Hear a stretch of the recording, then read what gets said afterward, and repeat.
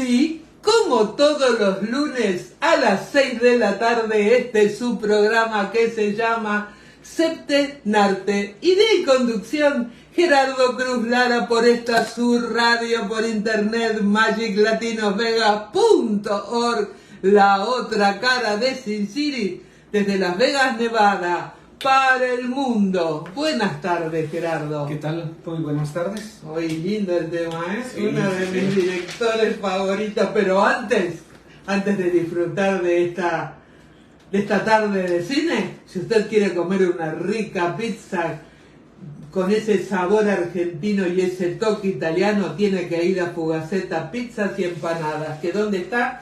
En el 6135 West Sahara Avenue, Suite 2, Las Vegas, Nevada, 89146. Esto es Sahara Jones. El teléfono 702-333-4795, atendido por su dueño, el chef Fernando Esposato. ¿Qué programa hoy? Sí, pues el director, sí, Sir Alfred Joseph Hitchcock. Exactamente. Alfred Hitchcock, como lo conocemos todos, y bueno, como a ingleses notables la reina lo hizo Sir en algún momento. Es lo menos que podían hacer por ellos, ¿eh? Pues porque sí. realmente... Sí, claro, es... Igual que Sir Alex Gaines también. Exacto, sí. Y Anthony Hopkins también. Anthony Hopkins, sí. Era tonta la reina. Pues hay varios Sires, si se les puede llamar así. Pero bueno, Alfred Hitchcock, creo que uno de los directores más influyentes en la historia del cine, por lo menos del siglo XX, Sí, ¿no? sí. Sin duda, porque aparte es uno de los directores que tuvo una de las carreras más largas, ¿no? Su primer película fue muda y fue en 1925. Ah, mirate, esa no la sabía. Mira. Entonces a él le tocó todo el proceso de evolución del cine, ¿no? El paso del cine mudo al cine sonoro, con toda el descubrimiento y la adaptación y evolución que fue teniendo el cine durante varias décadas. Después el cine en color. Ajá. Todavía le tocó, sus últimas películas fueron en color. Cierto. Todas. Marnie. Una de mis películas favoritas. Sí. Marnie. En fin, más de 50 películas dirigidas directamente por él, más programa de televisión. Los programas de televisión, la hora de Hitchcock. Ajá, sí. Conocido como el maestro del suspenso.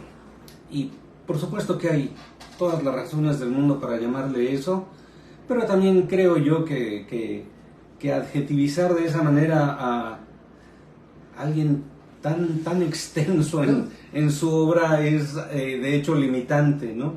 Creo que Hitchcock, como digo, entiendo el porqué lo nombran así, ¿no? El amo del suspenso, el maestro, pero creo que Hitchcock era mucho más, ¿no? Y por lo extenso de su filmografía, tenemos que enfocarnos más si queremos profundizar un poquito. Sí, porque tiene tantas para hablar. Sí, entonces elegí 3 películas que de hecho yo ya había elegido anteriormente para unos ejercicios literarios que hicimos con referencia a películas, y vamos a platicar básicamente de La Soga, que todavía se le puede considerar de su primera etapa. Todavía no era una etapa demasiado consolidada, pero ya era definitivamente Hitchcock. Después viene una que mucha gente considera tal vez su obra más hecha, que es La Ventana Indiscreta. Oh, qué buena, por favor. Una gran película. Qué buena. Y finalizamos con quizás su obra más conocida, que es Psicosis. Wow. Que es de las impecable, intensas. Impecable. Sí. Quisiera así, es que hay algo muy, no sé, como ¿cómo llamarle? Curioso, digamos. La Academia de Ciencias y Artes Cinematográficas de Estados Unidos, que es la que otorga los Óscares, a veces hace cosas increíbles, ¿no? Porque va a ser muy difícil encontrar en la historia del cine un director más trascendente en Hollywood que Hitchcock, ¿no? Podremos dar algunos ejemplos, Sí, pero sí. va a ser muy difícil poner a alguien por encima de él en trascendencia, ya no solo en general del cine, sino específicamente de Hollywood. Hollywood bueno, sus películas tienen más de 60 nominaciones al Oscar en todas las categorías. Ajá. Pero como mejor director estuvo nominado 5 veces y nunca ganó, ¿no? ¿Cómo es posible que Hollywood se haga eso a sí mismo, se haya hecho eso a sí mismo, ¿no? Son cosas que no se explican, como Ajá. hay otros directores a los que lo premiaron o actores a los que lo premiaron que realmente, por ejemplo, a Johnny Depp siempre estuvo nominado y jamás ganó un Oscar. Sí. Y es un camaleón Johnny Depp, ¿eh? Sí. Y por ejemplo la misma Meryl Streep ha ganado 3 Óscares, pero ha estado nominada Un montón como de 20 veces, ¿no? Entonces hay intereses de no podemos estar premiando a la misma todo el tiempo, pero pues si estás premiando lo mejor, pues premia lo mejor. Puede que sea repetitivo, ¿no? Yo creo que lo que no podemos olvidar de esta parte es que Hollywood es una industria formada por muchos entes, ¿no?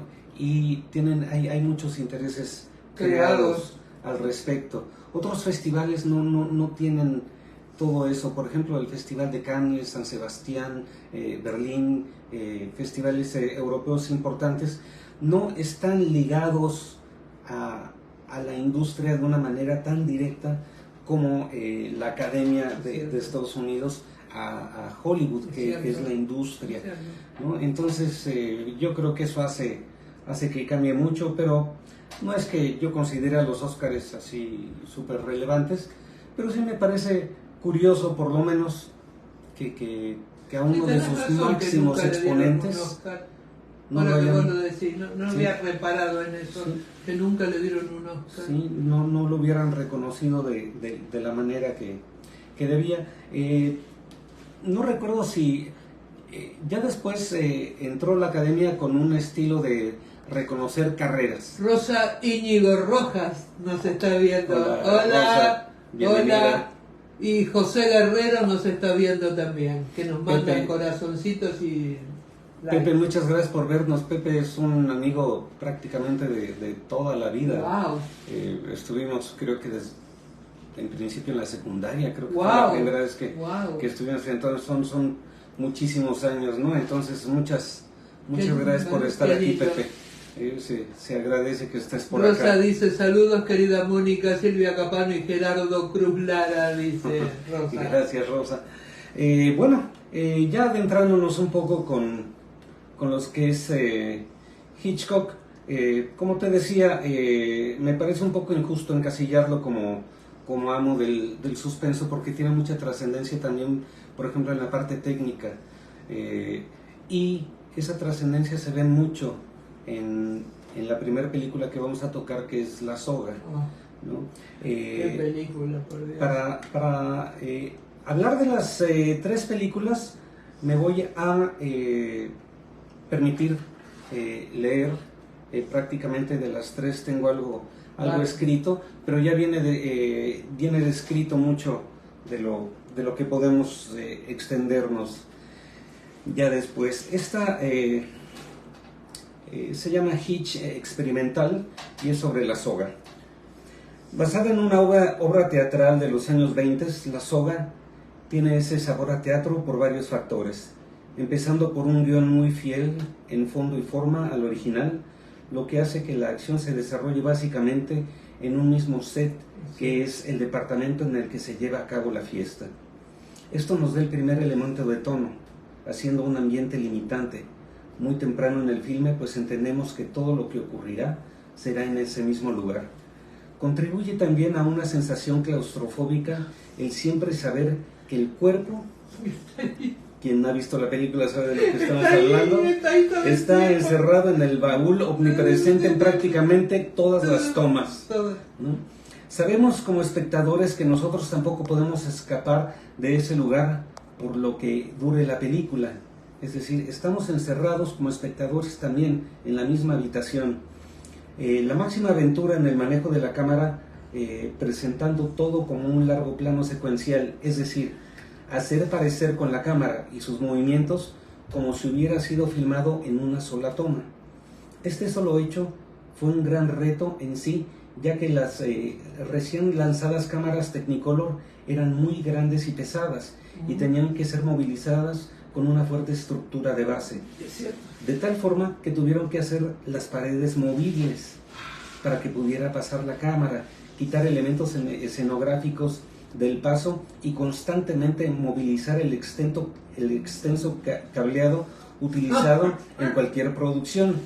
Pero este ir y venir debía de ser hecho en completo silencio, ya que toda la movilización se hacía durante la filmación activa, ¿no? Y esto es 1948. Otro aspecto técnico innovador fue el color. Primera película de Hitchcock en este formato. Un formato distinto al blanco y negro, no sobre lo técnico, sino sobre todo en lo estético. En esto, el elemento principal fue el ventanal de fondo que nos muestra un proceso del cambio en el cielo al transitar de una tarde soleada a un crepúsculo lleno de tonalidades y a finalmente una noche neoyorquina llena de luces. Es de hecho el elemento que nos muestra el paso del tiempo. Todo un logro técnico para 1948, es decir, solo 3 años después de la finalización de la Segunda Guerra Mundial. De hecho, los últimos 5 planos tuvieron que repetirse, ya que al revelar los rollos tenían un toque naranja demasiado fuerte. O sea, el director no sabía cómo se veía la película hasta que la revelaban. Claro. Entonces tenían que hacerlo de inmediato, terminaba un rollo a revelar y checarlo y nadie se mueva. Y que no se les jorobara el rollo, ¿no? Porque perdían toda la... ¡Ay, por Dios! Sí. Al estar el director tan concentrado en la parte técnica, las actuaciones no dejan de estar muy influenciadas por el formato semiteatral del guión y por supuesto por el estilo actoral de la época. Al igual la muy sencilla musicalización reducida a las breves interpretaciones en el piano de Philip, uno de los personajes. El tono hitchcockiano viene con el baúl representando el riesgo latente todo el tiempo y por lo tanto ansiedad inyectada al espectador al más puro estilo del director. Aunque vista desde un objetivo crítico, la realidad es que se trata de uno de esos filmes que pierde mucho con el transcurso del tiempo, sintiéndose en veces irreal, inocente o fuera de verdad. El contexto de un Nueva York snob de esa época se llega a sentir en ocasiones forzado. La importancia de esta película es histórica y de progreso técnico experimental, pero sobre todo con un paso a la última y más influyente etapa de uno de los directores más determinantes en la historia del séptimo arte, ¿no? Entonces, Ana B. de León te está viendo, Estela Hernández te está viendo y Rosa dice: tema interesante, Alfred Hitchcock, uno de mis favoritos del cine. Gracias Gerardo Cruz Lara por hacer justicia con el trabajo valioso de Hitchcock. Mirá tus admiradoras, tomá. No, muchas gracias. Para aclarar un poco de lo que leímos, la trama así en general es que un par de amigos por X circunstancia deciden matar a otro de ellos, a un tercero, y lo meten en un baúl, y el baúl lo dejan en la sala donde va a haber una fiesta, no una fiesta donde se baile y todo eso, sino más bien una fiesta más tipo snob de la época, en la que habían canapés, cosas de tomar, tocar un poco el piano y cosas así, y hablar de cosas de lo más triviales, superficiales e intrascendentes.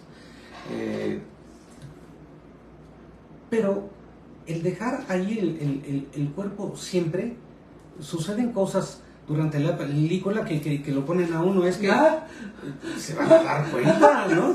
Es que el cuerpo está ahí, ¿no? Y uno de los personajes siente la adrenalina del riesgo, ¿no? Y cae la psicopatía. Sí, exacto. Y empieza él mismo a meter riesgos extras durante la película, y eso empieza a uno a ponerlo nervioso, en tensión, ¿no? En esos estados de ánimo que a Hitchcock le gustaba mucho hacernos visitar. Por favor, hacernos sufrir y decimos sudar la gota gorda. Sudar la gota gorda, ¿no? Entonces el genio, en algo que Hitchcock era genial, más que específicamente en el suspenso, era en el manejo emocional de su espectador, ¿no? Porque nos hacía como quería, ¿no? Si uno se metía realmente a la película, nos llevaba y traía exactamente a donde él quería, ¿no? Y muchas de sus películas eran en diversos tonos, algunas eran más dramáticas, algunas con un poco más de acción, algunas inclusive clasificadas un poco en tono terror. Ahí tenía una diversidad tanto de temas como de tonos que lo hacían muy, muy especial, pero lo que sí era una constante es el traernos de un lado a otro en un hilo emocional, ¿no? En el que acompañábamos a la trama o a los personajes de sus películas.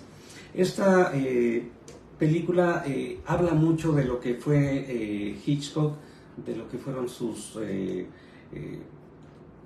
atribuciones técnicas a lo que es el cine. Él de hecho no se metía demasiado en lo técnico, pero tenía muy claro lo que quería. Entonces él obligaba mucho a sus partes técnicas, a los que en su momento eran directores de fotografía, por ejemplo, a ingeniárselas.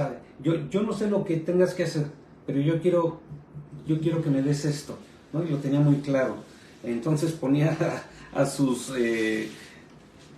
partes de técnicas de sus producciones. Te cuento que hasta volvió más loco a Dalí haciendo la escenografía de la película dirigida por él, Cuéntame tu vida.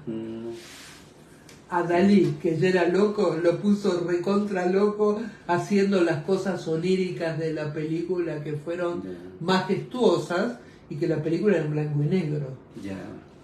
Una obra maestra. Par de genios, ¿no? Qué talento juntos, por bueno, Dios. Dalí siempre tuvo un interés muy grande en el cine, pero él mismo consideraba que no tenía el talento o las habilidades, ¿no? Porque su primer contacto con el cine fue crear 2 guiones junto con Luis Buñuel, ¿no? Ah, mira, esa no la sabía. El perro andaluz y La Edad de Oro, que son las 2 primeras películas de Buñuel. Mira. ¿No? De hecho, ellos eran parte de la generación del 27, que es la generación surrealista en ese tiempo en Europa. Y en una de las tertulias culturales de ese tiempo se empezaron a platicar sueños, ¿no? Entonces el resultado fue un guión hecho en base a sueños de Buñuel y de Dalí, pero Dalí siempre tuvo no sé cómo llamarles, una añoranza por poder hacer cine, pero él sentía que no tenía lo que se necesitaba, no tanto en ese sentido, él sentía una pasión por el cine, pero al mismo tiempo sentía que no era lo suyo. ¿No? Es que realmente no era lo suyo, lo suyo era la pintura. Sí, bueno, definitivamente. Pero bueno. ¿No? Pero bueno, hablando de Hitchcock, me voy a ir ya a la segunda película que vamos a mencionar, que también tiene mucho que ver ya con el estilo, pero en este caso sí algo técnico, pero sobre todo del manejo de situaciones y personajes, que es La ventana indiscreta. Aquí la encuentro. También voy a leerlo, ¿no? Y ya después ampliamos un poquito, ¿no? A este le llamé Mr. Karen, ¿no? En el sentido de que ves a las que les llaman ahora Karen, que son esas que se meten en todo lo que no les importa y están enjuiciando y metiéndose en todo lo que no les importa, ¿no? En España se la llaman cotillar, la cotilla, la chusma, la metiche. Ajá. Bueno, aquí actualmente se les llaman Karen, porque también tienen una actitud muy específica, ¿no?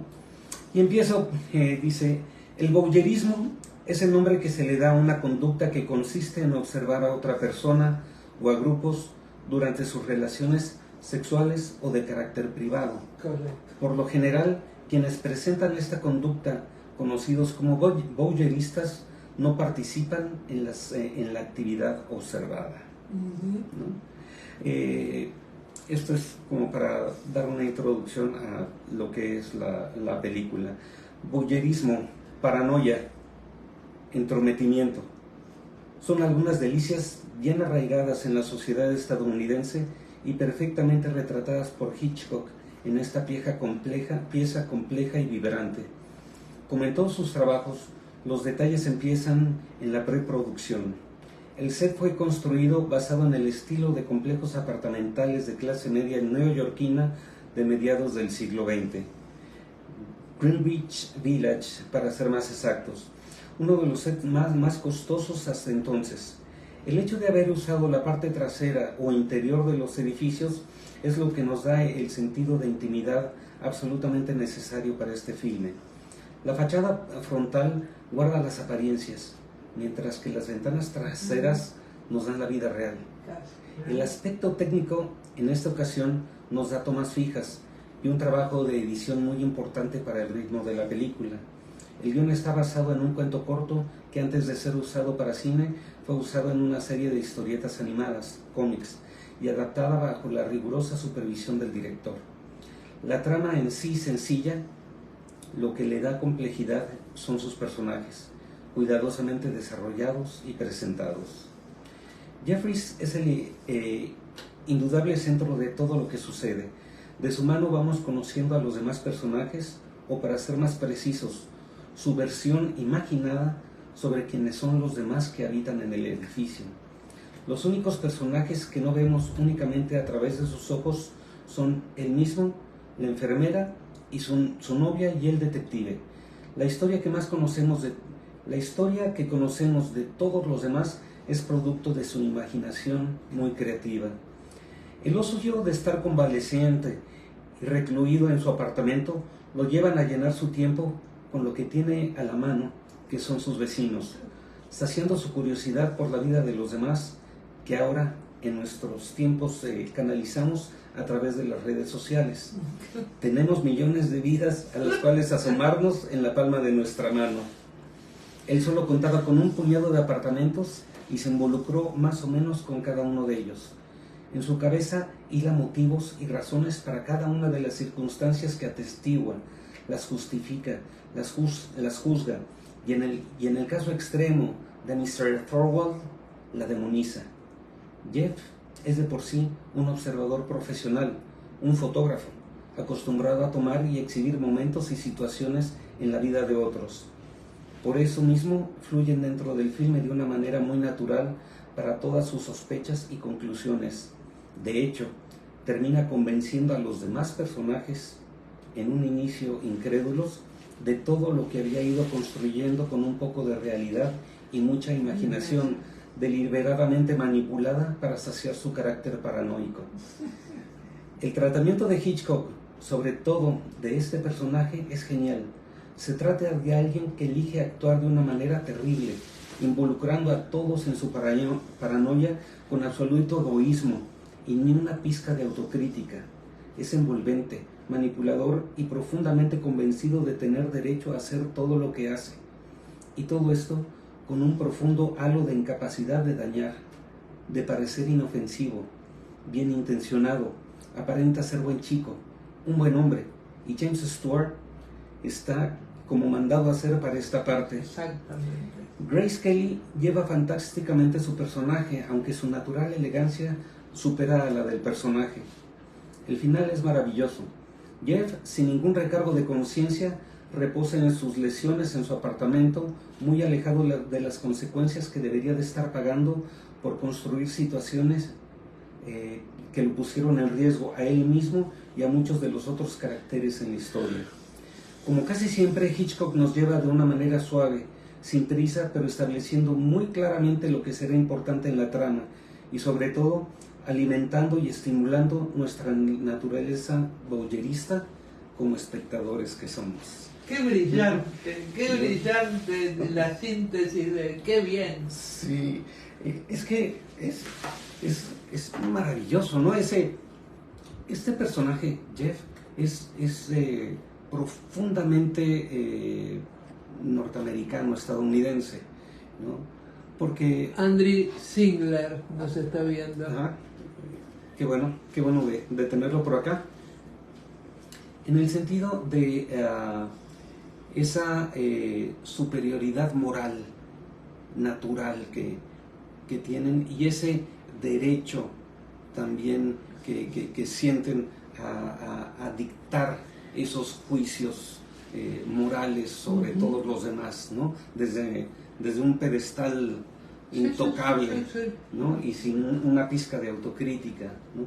Entonces lleva esto a sus últimas consecuencias, pero con una película aparentemente muy sencilla, ¿no? El fisgón del edificio que está disfrutando lo que pasa con todos los demás, ¿no? Alguien poco avispado, poco involucrado con lo que está pasando en la película pudiera llevársela muy superficial y está entretenida, ¿no? Uh-huh. Pero es una película que trae mucho de fondo, es una crítica a muchas cosas, uh-huh. Porque no hay uno solo de los personajes al que Hitchcock no esté criticando de alguna manera, ¿no? Tanto los que intervienen en la trama de manera directa, Jeffrey, su novia, el detective, tanto como los que están afuera, ¿no? De los cuales solo conocemos lo que vemos, ¿no? Y de hecho, cuando nosotros vemos que Jeff ve algo que está pasando en los edificios de enfrente, nosotros como espectadores empezamos a tener nuestra propia versión, ¿no? Pero la película nos lleva a comprometernos con la versión que Jeff va inventando de todo lo que va pasando, ¿no? Entonces nos hace entrar en procesos inconscientes, ¿no? De primero tener nuestra opinión y después dejarnos llevar por una opinión más fuerte, ¿no? Que es la de alguien que nos está llevando de esa forma en la pantalla, ¿no?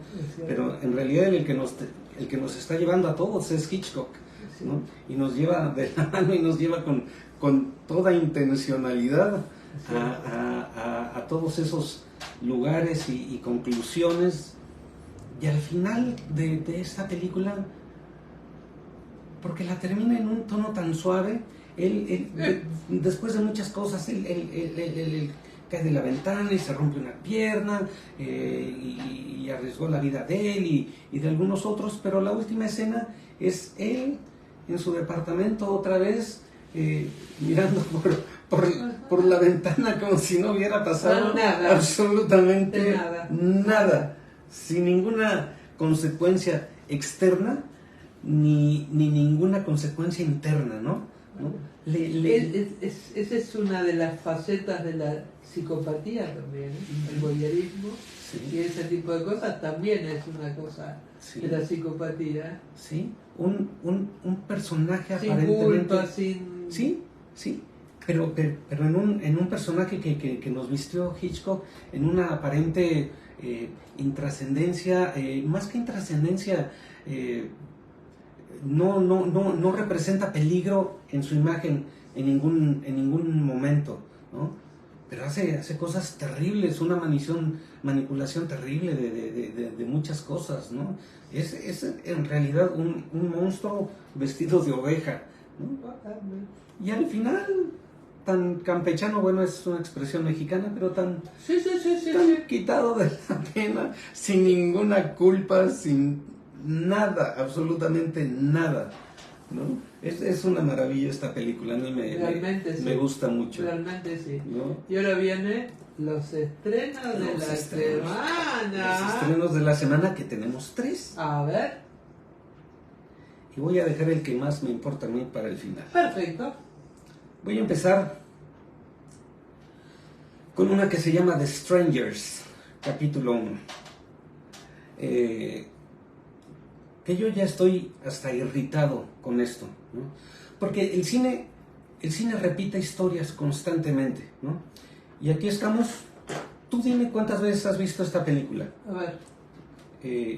Gente joven que se va a un pueblo que no conoce, que llega a una casa que está separada, y en el pueblo todos actúan extraño y terminan persiguiéndolos y descuartizándolos a todos, en general.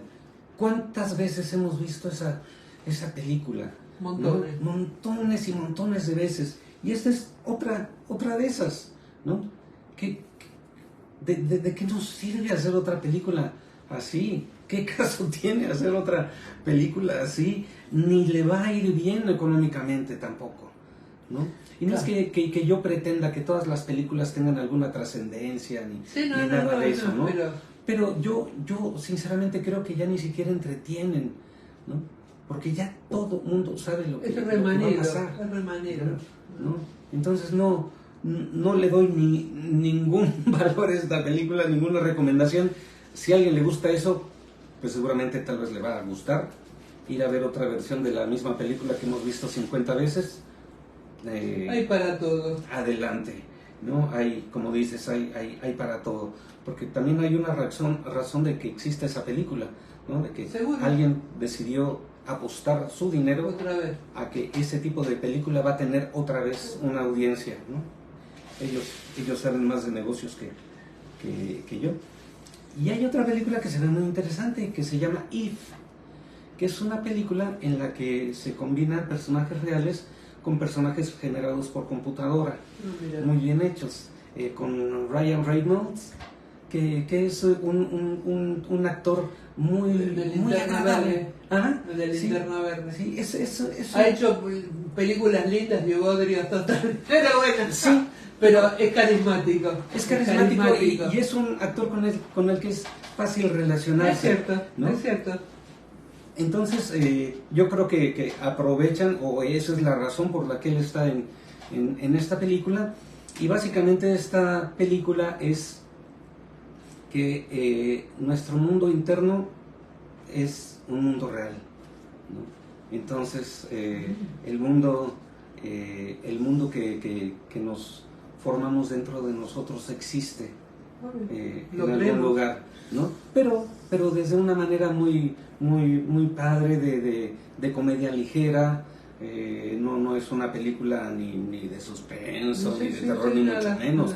Es, de hecho, es PG, o sea, es para todo público, ¿no? Entonces es una película que fácilmente pueden ver los niños, y seguramente el mensaje final debe de ser adecuado para los niños, ¿no? De que te atrevas a soñar e ir por tus sueños, pero se ve con personajes muy bien delineados, monstruos de todos tipos, porque finalmente es un mundo imaginado, ¿no? Entonces el límite de la imaginación, pues ¿cuál es? No hay límites, no existe, ¿no?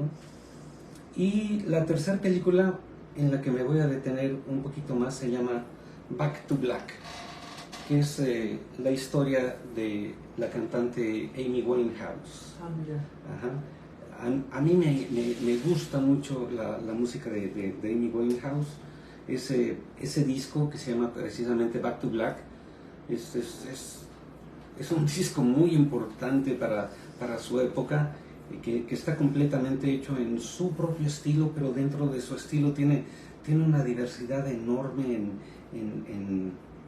no sé si llamarle así, subestilos, ¿no? Creo yo, fue una cantautora muy, muy importante, muy determinante, con muchas cosas que dar. Y no sé si te acuerdas que yo aquí he expresado mi crítica, por ejemplo, a la de Rapsodia Bohemia, Ajá. de que el actor era muy bueno, de que hizo un maravilloso trabajo, Sí, de pero que no. no era el actor para ese personaje. Acá no he visto la película, no sé qué tal sea el trabajo de ella como actriz, pero la selección de ella como la actriz para representar a Amy Winehouse es absolutamente genial en mi punto de vista, ¿no? Es un casting perfecto. Yo en todo momento de los 3 trailers que vi, yo vi a Amy Winehouse. Wow. Entonces quiere decir que le interpreta como los dioses, como si fuese la reencarnación. Es lo que yo creo, bueno, ¿no? Porque y vos de eso conoces. Su cara es similar, pero no es ella, ¿no? Es diferente, pero la ¿no? pasión. Pero su expresión, su estructura física, en general, los movimientos, a mí todo me dio a Amy Winehouse, por lo menos en los cortos que vi, ¿no? Entonces, es una historia muy trágica, es una historia también muy intensa. Ella era una persona muy, muy intensa. Alguien muy intenso no es alguien fuerte, ¿no? Es alguien con una capacidad emocional muy amplia, ¿no? Que llega a intensidades hacia arriba o hacia abajo muy, muy grandes, y ella era así, ¿no? Parecía una persona muy compleja, pero cuando hablaba, cuando ella expresaba las cosas que quería, era tan sencilla, tan simple. Era alguien muy, muy particular. Para verla, ¿no? Hay que ver esta película, creo yo, sobre todo a quien nos gusta Amy Winehouse. Hay que verla. Seguramente conoceremos algunas cosas que no conocemos, por lo menos en el punto de vista de quienes produjeron la película, pero sí veo un intento muy serio y muy honesto de ponernos a quien fue ella, y creo yo que debe de ser una muy buena película. Vas a ir a ver, seguro. Sí, pero esta sí, sin duda, ¿no? Porque llevo tiempo esperándola. Claro. Sí, debe de ser una muy buena película, ¿no? Voy a leerte algo en inglés que puso John Todd Cross. Dice Rosa Íñigo y pone 5 corazones. You always shared a great post and I will love to be your friends. What did you think? Dice. Ahí está. Thank you. ¿Listo? Yeah, let's... Posiblemente él entiende el español, pero escribe en inglés, como tengo muchas... Tal vez. No, thank you. Yeah, let's be in touch. Okay. Okay, y bueno, para terminar con Hitchcock. A ver, y ahora viene una de sus obras maestras. Pues sí, no podemos dejar afuera Psicosis, ¿no? Que es su obra de mayor trascendencia. Y también pues tengo un escrito, si quieres. La misma dinámica. Y me haces acordar de lo que hizo Mel Brooks como parodia en Alta Ansiedad, que hay una escena de con la cuchilla. Oh, sí. Ay, ese hombre lo amo. Mel Brooks. Sí. Qué brillante, por Dios, qué brillante, por Dios. Y mucha gente lo calificaba de simplón. Yo no lo entendía. No. Sí, brillante. Sí. Pues bueno, este se llama La vida después de Norman. En relación a Norman Bates, que es el personaje principal de la película. Hay eventos que nos cambian sin que nosotros desarrollemos una clara conciencia al respecto. El paso de la niñez a la pubertad, de adolescente a joven adulto, o de simple audiencia a perder la inocencia como espectador. Psicosis nos confronta con muchos de nuestros miedos primarios, nos cuestiona y nos hace cuestionarnos. Una mujer con una vida simple y sencilla, con los inconscientes lujos de una clase media estadounidense de la época, pero con grandes vacíos emocionales que se reflejan en su relación con un hombre casado o en la facilidad con la que abandona todo al ver la primera oportunidad de hacerlo. En este punto se empieza a dar los paralelismos patológicos con Norman, con una dualidad en la personalidad de ambos, evidentemente mucho más sutil en Marion, pero igualmente profunda. Así es como Hitchcock, a casi la mitad de la película, nos quita al personaje protagónico, que es Marion, hasta ese entonces, y empieza a llevarnos en transiciones perfectamente calculadas hacia la mente desquiciada de Norman, logrando una continuidad en los disturbios mentales que al final vienen siendo los verdaderos protagonistas del filme. La situación con Norman es más devastadora, compleja, abyecta. Lo que suponemos en un principio es una especie de juego mental enfermizo, termina siendo una profunda patología de la cual Norman es completamente inconsciente. Se va transformando en su madre para castigarse a sí mismo por el terrible hecho de haberla asesinado y de esa forma pagar de la manera más cruel que él conoce, convirtiéndose en ella. Su peor condena es desaparecer él mismo para darle paso a aquella a la que más teme. El final es una explicación necesaria para el espectador de ese tiempo. El final de la película, me refiero. Poco involucrado y educado en los padecimientos mentales, para entender el proceso y resultado de una mente frágil y altamente perturbada. Norman hace consciente de manera colectiva los enredos íntimos de una psique no acostumbrada a autocuestionarse y por lo tanto inconscientemente de muchos de sus procesos. Es por esto que Norman, al perder su propia personalidad, se mantiene inocente, o por lo menos inconsciente, de sus propios actos, motivaciones y consecuencias. Los que a partir de él perdemos esa inocencia somos nosotros, los espectadores. Ya no va a ser posible no encontrar o esquivar nuestros propios fantasmas dentro de la película. Ya nos los enseñaron, por lo menos algunos de ellos, y no hay vuelta atrás. Ya no confiaremos más en una estructura lineal de los personajes. Ya la progresión mental lógica no es requerida. Sin duda que Hitchcock nos lleva a lugares oscuros que muchas veces ni siquiera sabíamos de su existencia. Llevó, como no se había hecho, al suspenso psicológico a su expresión más profunda hasta ese entonces, y nos cambió.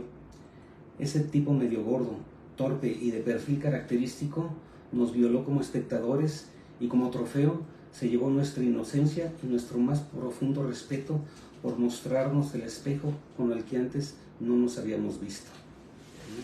¡Qué brillante! ¡Qué brillante! Sí. Aparte, creo que fue el papel más importante que hizo en toda su vida Anthony Perkins. Sí. Que Sí, en la sin realidad era un ser, en la vida real era un ser atormentado. Muy atormentado, sí. Entonces encontró Hitchcock esa beta en él como para hacer ese personaje que pasó a la historia. Sí, el mismo Anthony Hopkins decía que Hitchcock lo hacía sentir transparente, ¿no? Dice, es que puede ver cosas en mí que yo no puedo, que yo no podía, que yo no sabía, que yo no conocía, ¿no? Entonces, sí, alguien con una mirada aguda lo puede hacer, ¿no? Pero a mí lo que me impactó es esa... Porque no fue una explicación lógica la que dio Anthony Hopkins, ¿no? Sino dio Anthony Perkins. No fue una explicación estructurada, sino fue más bien una sensación, ¿no? Me siento transparente con él. Como si conociera su esencia. Sí, sí.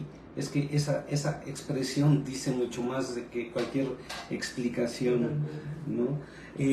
Creo que dentro de lo que planteo aquí en este escrito, a mí lo que me lleva más es es muy fácil condenar a Norman Bates, ¿no? Decir, uy, está loco, ¿no?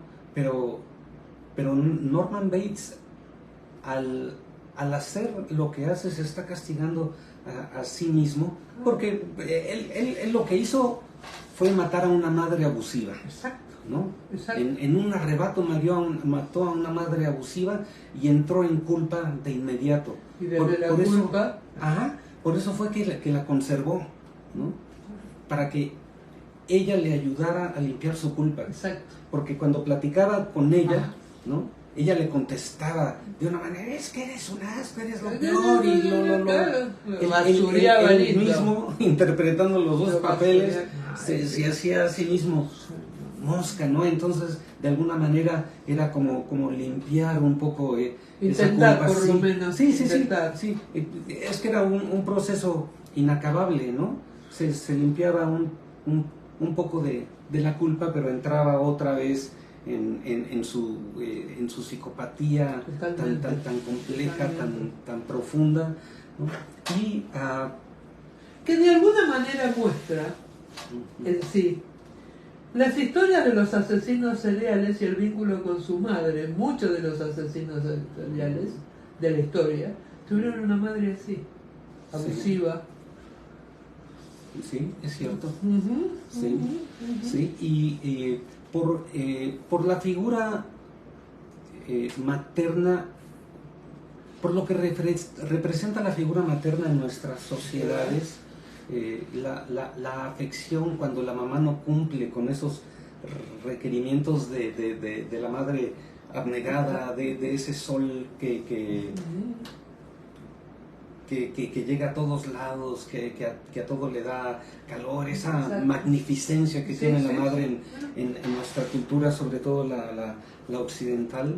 Yo creo que por eso pega tanto a un hijo cuando la madre no es así, ¿no? Sino que es todo lo contrario, ¿no? Todo lo que tú deberías de representar según esta sociedad y darme a mí no lo hiciste, ¿no? Entonces entran una furia incapaz. Y lo que hace Hitchcock, él sabía que mucha gente no iba a entender él cómo había planteado la película. La última escena es cuando ya capturan a Norman Bates y están en el juzgado. Entonces está el fiscal hablando sobre la psicopatía que tiene Norman, más bien es un testigo. Que es un psicólogo psiquiatra, y empieza a explicar la psicopatía que tiene Norman Bates, ¿no?